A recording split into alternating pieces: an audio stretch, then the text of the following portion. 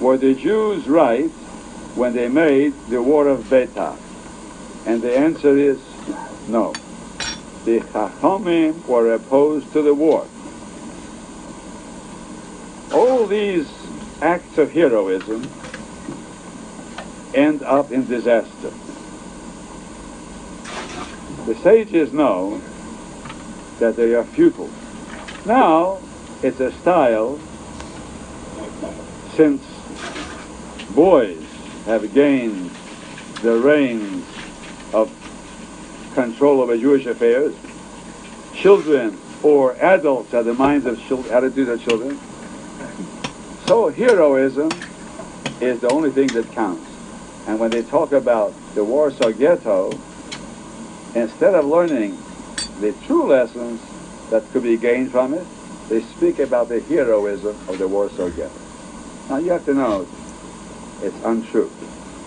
The heroism of the Warsaw ghetto was nothing but a tragedy. It was a mistake. The whole uprising was a mistake. The Germans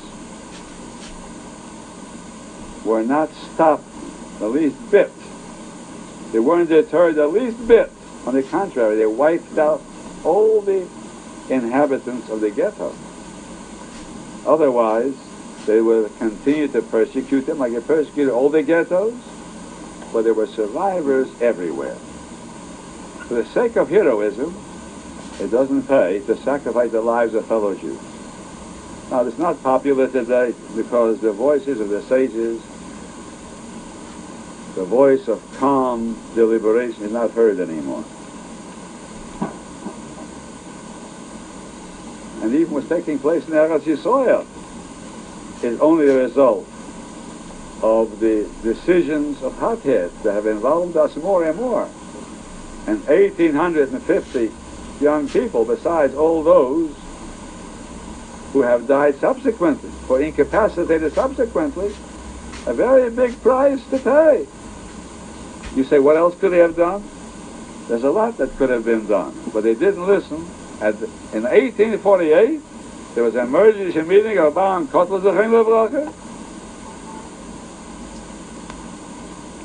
and all the other avigdor in America, and there was a decision taken then.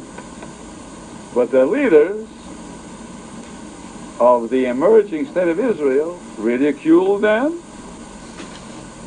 and no one was willing to listen, and they went ahead and did what they did. At the time of the war of beitar, the Chachamim were opposed. Rabbi Yeshua, who died just before the war, said, it's like putting your head in the lion's mouth, because there's no use opposing Rome. So it means you'll be a hero. You'll have about koichavo, and for the moment, it'll lift your spirits. But the end will be a disaster that's unmatched by any previous catastrophe in Jewish history. Because Rome took the cruelest revenge. They sold men and women and children for slaves, and they were so cheap that the purchasers themselves drowned them in the Mediterranean. They were slaughtered to get rid of them. They died like flies. The war of beitar, the Rambam says, was worse than the Churban Beis Hamikdash. And that was the result of hasty action. Now, we can't blame them too much, because those people at that time, they didn't merely get up for histrionics to show off. They weren't acting heroics.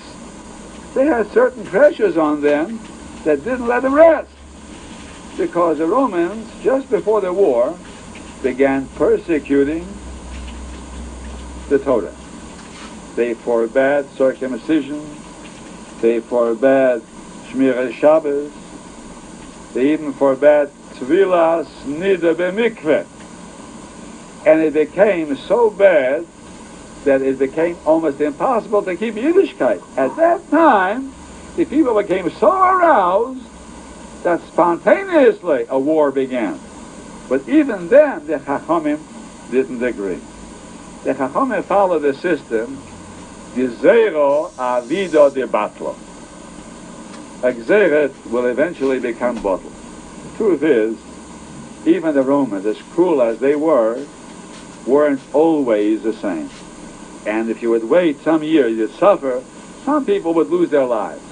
But after a while, you would be able to bribe the right Roman, or you could get favor with one of the Roman officials, and after a while, it would be removed.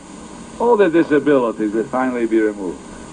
But because the people were impetuous and they did not heed the sages, that's what happened. So the war of beitar was a catastrophe that resulted from not listening to the words of the sages. Can you explain the significance of a korban, specifically how a certain summit could be considered at a high level of experience?